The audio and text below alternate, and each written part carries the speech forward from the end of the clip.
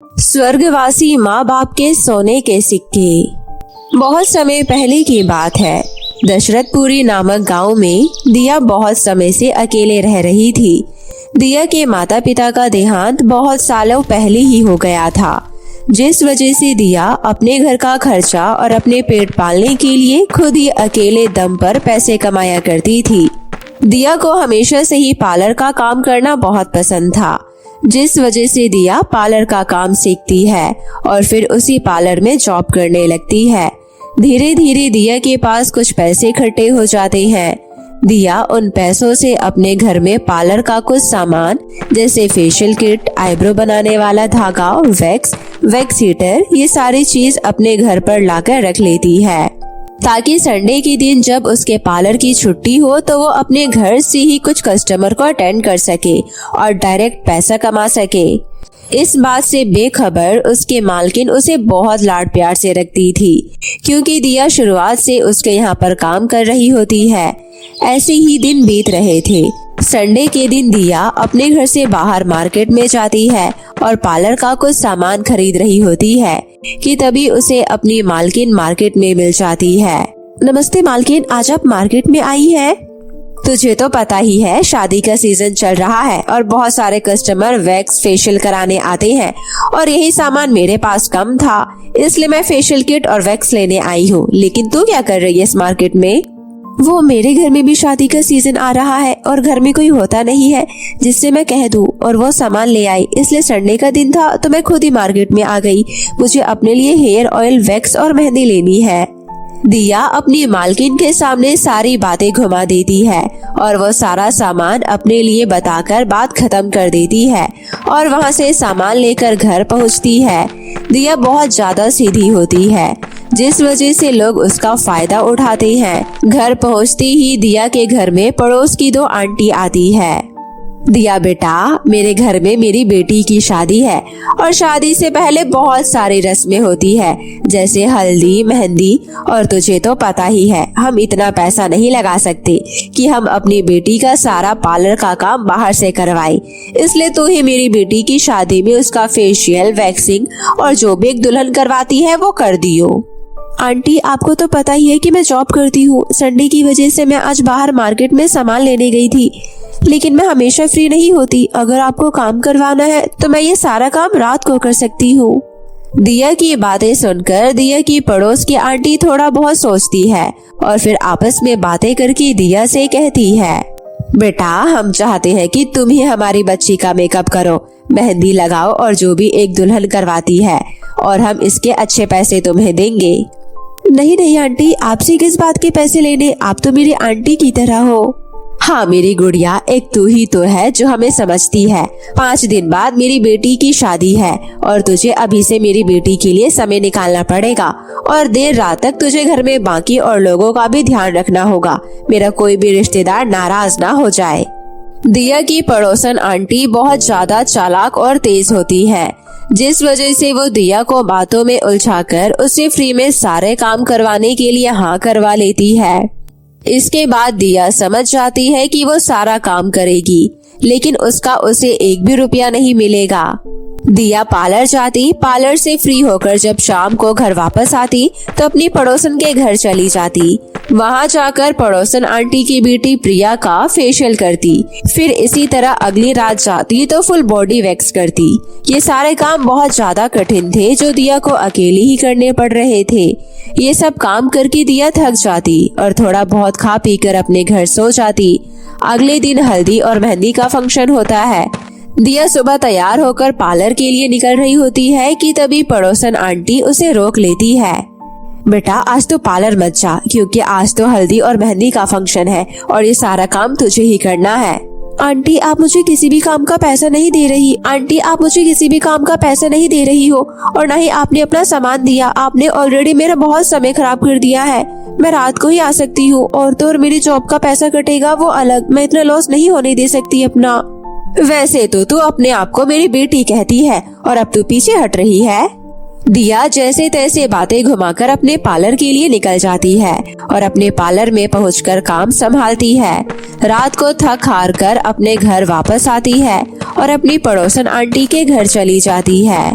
बेटा तुझे पूरे घर को मेहंदी लगानी है, कम से कम 15 औरतें हैं, क्या तू लगा देगी? नहीं आंटी, मैं मुश्किल से 5 या 6 औरतों को ही लगा सकती हूँ और एक प्रिया को। दिया की बातें सुनकर उसके पड़ोसन आंटी एक मेहंदी वाले को बुला लेती है। दिया और वो मेहंदी वाला लड़का मिलकर सभी को मेहंदी लगा देता है। देर रात को दिया अपने घर वापस लौटती है और सो जाती है। अगले दिन दिया की तबीयत बहुत ज्यादा बिगड़ जाती है। दिया को ढंग से आराम न मिलने की वजह से थकावट हो जाती है और वो बुखार में अपने घर में पड़ी रहती है और 1 हफ्ते तक पार्लर नहीं जाती।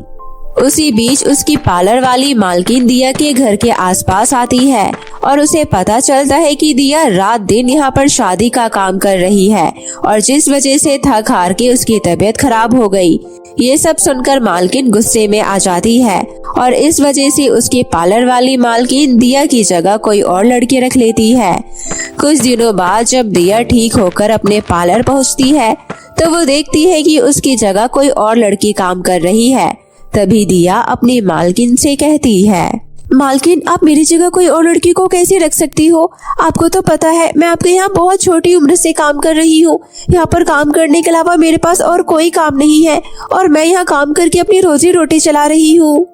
ज्यादा सीधा बनने की जरूरत नहीं है, मैं जानती हूँ तेरी तबीयत क्यों बिगड़ी है।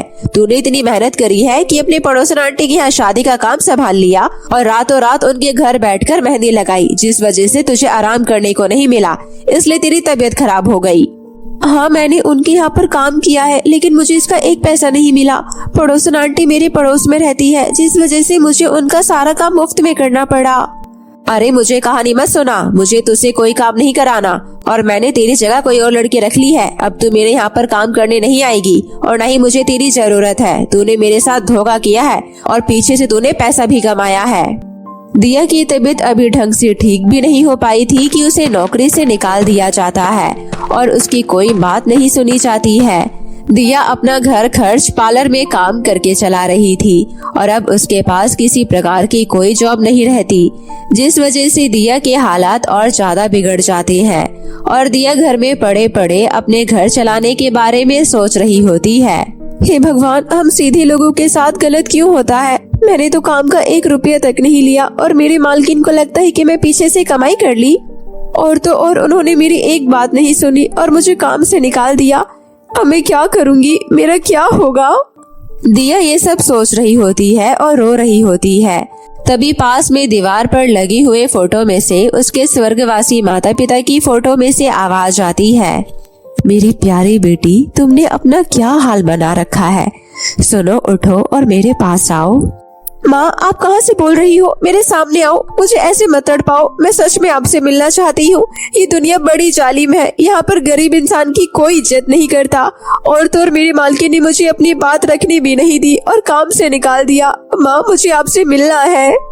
मेरी प्यारी गुड़िया, हम तुमसे मिल तो नहीं सकते, लेकिन हम तुम्हारी मदद करने आए हैं। हाँ, बिल्कुल सही सुना तुमने। तेरे पिताजी और मैं तेरी मदद करना चाहते हैं। बेटा, तूने अकेले दम पर अपना पेट पाला, हम ये देखकर बहुत खुश हैं। तूने मेरा सीना गर्व से चौड़ा कर दिया। दिया के माता पिता ये सब बोल रहे होते हैं और दिया उनके पास आकर खड़ी हो जाती है कि तभी उसके माता पिता उसे सोने के सिक्के देते हैं। बेटा, हमारे अच्छे कर्मों की वजह से हमें स्वर्ग में सोने के सिक्के मिले हैं, जो हम जरूरत पड़ने पर इस्तेमाल कर सकते हैं। लेकिन हमें स्वर्ग में किसी चीज की जरूरत नहीं पड़ती और हम तेरी मदद करने यहाँ आए हैं। ये सारे सोने के सिक्के तू अपने पास रख ले और इन्हें बेचकर तू अपने हिसाब से अपनी जिंदगी जी सकती है। अपने पिता की बातें सुनकर दिया को बहुत अच्छा लगता है और दिया अपने माता पिता को धन्यवाद करती है। पिताजी, मुझसे जितना हो सका मैंने उतना पैसा कमाया, लेकिन मैंने मुफ्त में काम किया जिसका मुझे ना तो पैसा मिला और ना ही कुछ, बल्कि मेरी नौकरी भी चली गई और अब मेरी मालकिन मेरे पर भरोसा भी नहीं करती। लेकिन आप दोनों का बहुत शुक्रिया कि इस जालिम दुनिया से आपने मुझे बचा लिया। दिया के माता पिता दिया को सोने के सिक्के देकर वहाँ से चले जाते हैं। दिया उन सोने के सिक्कों को लेकर सुनार के पास जाती है और वहाँ जाकर उन्हें बेच देती है। सोने के सिक्के बेचकर दिया को अच्छी खासी रकम मिल जाती है और वो उन पैसों को लेकर अपने घर के बाहर एक पार्लर का बोर्ड लगाती है। दिया अपना काम अब घर से करने लगती है और पार्लर की जरूरत की सारी चीज वो घर में ले आती है। दिया को उन सोने के सिक्कों से बहुत मदद मिलती है और वो अपना पार्लर घर से चलाने लगती है। समय के साथ साथ दिया का पार्लर चलने लगता है और उसे अच्छा पैसा मिलने लगता है। वक्त के साथ साथ धीरे धीरे दिया खूब पैसा इकट्ठा कर लेती है और दिया उस गांव से दूर जाकर शहर के किनारे अपना एक छोटा सा कमरा खरीदती है। इसके बाद एक दुकान खोलती है जिसमें दिया अपना खुद का पार्लर चलाती है। शहर पहुंच जाने की वजह से दिया को उसकी मेहनत का पैसा मिलता है और दिया वहां खुशी खुशी बहुत कमाई करती है और अपना गुजारा अच्छे से करती है। दिया की तरक्की दिन पर दिन बढ़ती जा रही थी और दिया के पास ढेर सारे पैसे इकट्ठे हो जाता है। दिया अपनी जिंदगी में बहुत खुश होती है। अब दिया के पास किसी बात की कोई कमी नहीं होती। दिया जब चाहे तब अपने पार्लर में काम करती और जरूरत पड़ने पर आराम भी कर लेती है। दिया अपनी जिंदगी हंसी खुशी व्यतीत करती है और ये सब देखकर उसके स्वर्गवासी माँ पिता बहुत खुश होते हैं। दिया की मालकिन को कुछ दिनों बाद पता चलता है कि दिया ने उस काम का एक पैसा नहीं लिया और ये सब सुनकर दिया की मालकिन को उसकी गलती का एहसास होता है और वो दिया के पार्लर में चलकर आती है और दिया से माफी मांगती है।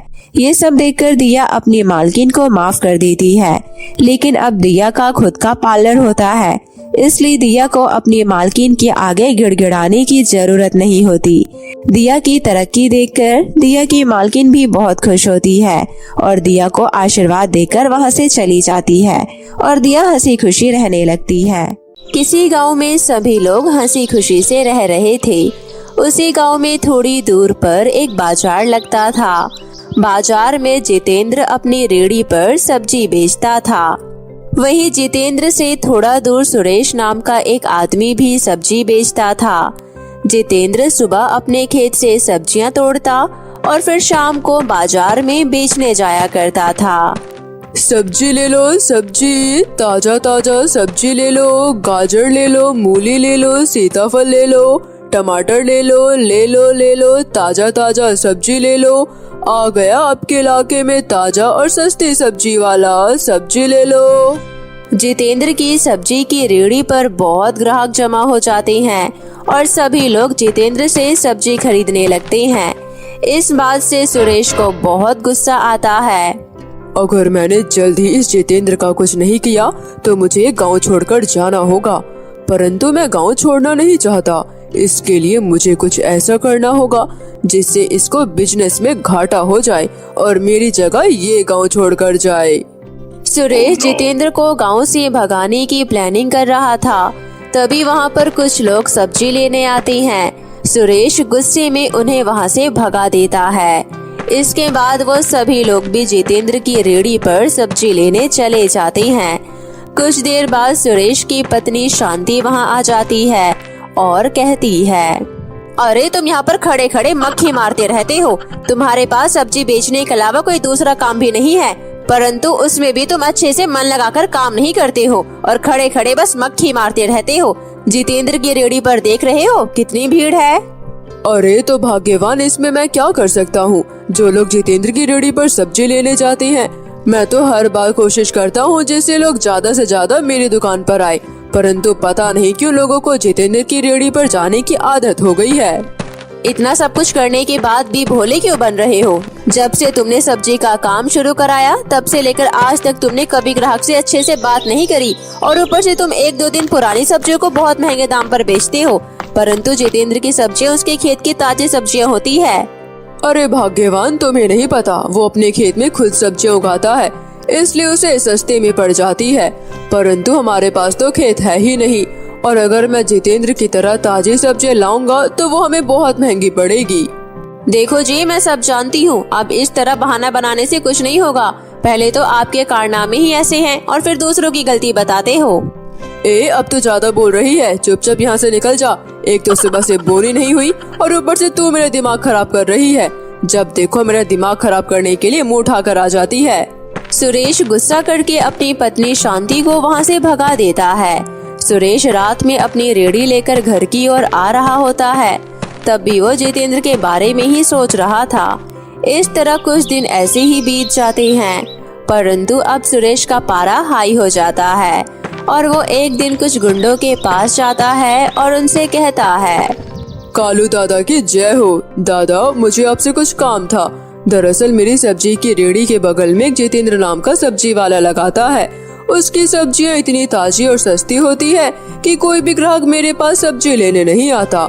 इसलिए मैं चाहता हूँ कि एक रात आप उसके साथ कुछ ऐसा करो जिसके बाद वो मुझसे कभी पंगा ना ले। सुरेश, तुम्हारा ये काम हो जाएगा, परंतु इसके लिए थोड़ा पैसा ज्यादा लगेगा, क्योंकि मुझे ये काम करवाने के लिए बाहर से आदमियों को बुलाना होगा। दादा, आप पैसों की चिंता मत करो। आप जितना बोलोगे मैं उतना पैसा देने के लिए तैयार हूँ, परंतु मेरा काम हो जाना चाहिए। इस तरह सुरेश थोड़े एडवांस पैसे दे देता है। इसके बाद सुरेश खुशी खुशी अपने घर आने लगता है। वहीं दूसरी तरफ जितेंद्र अपनी पत्नी साक्षी के साथ बातें कर रहा होता है। इसी तरह कुछ दिन और बीत जाते हैं। तुम्हें पता है साक्षी, मेरा काम बहुत अच्छा चल रहा है। अब हमें किसी चीज की कोई चिंता करने की जरूरत नहीं है। अब सब कुछ अच्छा होगा। इसी तरह कुछ दिन और बीत जाते हैं और एक रात कालू दादा अपने एक आदमी को भेजकर जितेंद्र के खेत में पानी भर देता है और अपने दूसरे आदमी से बोलकर जितेंद्र की रेहड़ी और उस पर रखी सब्जी चोरी करवा लेता है। अगली सुबह जब जितेंद्र खेत पर जाने के लिए सुबह जल्दी उठता है तो वो देखता है कि उसके घर के बाहर उसकी सब्जी की रेहड़ी नहीं है। ये देखकर जितेंद्र के पैरों तले जमीन खिसक जाती है। इसके बाद जितेंद्र अपनी पत्नी साक्षी को बुलाता है। साक्षी रेहड़ी ना देखकर हैरान रह जाती है, परंतु इसके बाद साक्षी जितेंद्र को बहुत समझाती है कि वो खेत से सब्जियां तोड़कर टोकरी में भरकर बेच सकता है। इसके बाद जितेंद्र खाली टोकरी लेकर खेत जाता है। थोड़ी देर बाद जितेंद्र खेत पर पहुंच जाता है। जितेंद्र देखता है कि उसके खेत में पानी भरा हुआ है और सारी सब्जी सड़ गई है। ये देखकर जितेंद्र वहीं खड़े खड़े रोने लगता है। इस तरह थोड़ी देर बाद जितेंद्र खाली टोकरी लेकर घर आ जाता है और अपनी पत्नी को सारी बात बता देता है। साक्षी, जरूरी किसी ने जानबूझकर किया है। देखो जी, ये जिसने भी किया है भगवान उसे कभी माफ नहीं करेगा, परंतु अब इस तरह दुखी रहने से कुछ नहीं होगा। आपके पास जो कल की तोड़ी हुई थोड़ी बहुत सब्जी है, आप वो टोकरी में भरकर बाजार में बेचने के लिए चले जाइए, जिससे आज के खाने के लिए पैसे आ जाएंगे। जितेंद्र अपनी पत्नी की बात समझ जाता है। जितेंद्र घर पर रखी हुई थोड़ी बहुत सब्जी टोकरी में रख लेता है और बाजार में बेचने के लिए निकल जाता है। इस तरह थोड़ी देर बाद जितेंद्र बाजार में खड़ा हो जाता है। आज जितेंद्र की सब्जी ताजी ना होने के कारण कोई भी सब्जी खरीदने नहीं आता और सब सुरेश की रेहड़ी पर सब्जी लेने जा रहे थे। तभी थोड़ी देर बाद वहाँ पर एक बूढ़ी औरत आती है और जितेंद्र से कहती है, बेटा, आज मेरे घर पर मेरी पोती को देखने लड़के वाले आए हैं और उन सभी की ये इच्छा है कि उन्हें मिक्स वेज सब्जी खानी है, परंतु बेटा मेरे पास इतने पैसे नहीं कि मैं मिक्स वेज के लिए 7-8 सब्जियां खरीद सकूं। बेटा तुम मुझे थोड़ी बहुत सब्जी दे दो। अगर तुम मुझे सब्जी दे दोगे तो मेरी पोती का रिश्ता हो जाएगा, वरना मेरी पोती का रिश्ता टूट जाएगा। अरे माँ जी, आप बिल्कुल भी चिंता मत कीजिए। आप ये सारी सब्जियां ले जाइए और इसके बदले में मुझे 1 भी रुपया नहीं चाहिए। आप अपनी पोती का रिश्ता पक्का कर दीजिए। इस तरह जितेंद्र उस बूढ़ी औरत को सब्जी देने के लिए तैयार हो जाता है। जितेंद्र का नेक दिल देखकर वो बूढ़ी औरत बहुत खुश हो जाती है और एक परी में बदल जाती है। अपने सामने परी को देखकर जितेंद्र हैरान रह जाता है। जितेंद्र, घबराओ मत, मैं एक अच्छी परी हूँ और मैं लोगों की सहायता करती हूँ। जितेंद्र, तुम एक बहुत ही नेक दिल इंसान हो।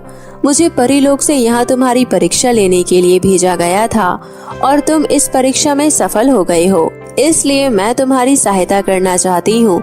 ये लो, ये कुछ जादुई बीज है। परंतु परी जी, ये जादुई बीज मेरी किस तरह से सहायता करेंगी? जितेंद्र, तुम ये बीज अपने खेत में डाल देना। तुम इन बीजों से अपने खेत में जादुई मेकअप का सामान उगा सकते हो।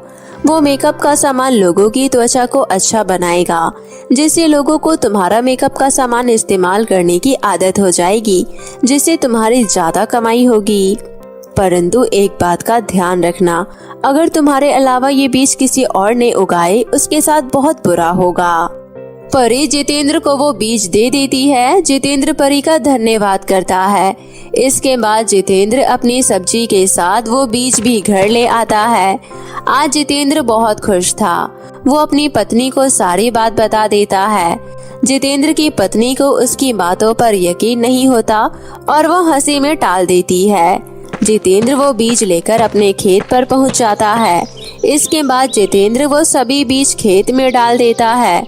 अगले सुबह जब जितेंद्र अपनी पत्नी के साथ खेत पर आता है तो वो देखते हैं कि उसके खेत में बहुत ही भिन्न भिन्न प्रकार के मेकअप के सामान थे। ये देखकर जितेंद्र खुश हो जाता है। तभी वहाँ पर वही परी प्रकट हो जाती है। तुमने देखा, ये सभी जादुई मेकअप का सामान है और ये सारी त्वचा के लिए अच्छा है, इसलिए जो भी औरत तुम्हारे पास एक बार मेकअप का सामान लेने आएगी वो दोबारा तुम्हारे पास ही आएगी। इतना कहकर वो परी वहाँ से गायब हो जाती है। जितेंद्र की पत्नी साक्षी को भी जितेंद्र की बात पर यकीन हो जाता है। इसके बाद जितेंद्र और उसकी पत्नी बहुत सारा मेकअप का सामान तोड़ लेते हैं। इसके बाद जितेंद्र वो सभी मेकअप का सामान लेकर बाजार में पहुंच जाता है। जितेंद्र सब्जी ना बेचकर मेकअप का सामान बेचता है। ये देखकर सुरेश खुश होता है। धीरे धीरे करके जितेंद्र के पास पहले की तरह भीड़ हो जाती है और इस तरह उस दिन के बाद जितेंद्र को फिर कभी किसी चीज की कोई कमी नहीं होती है। वहीं दूसरी तरफ सुरेश की सब्जियों में कीड़े लग जाते हैं और उसे बहुत नुकसान होता है।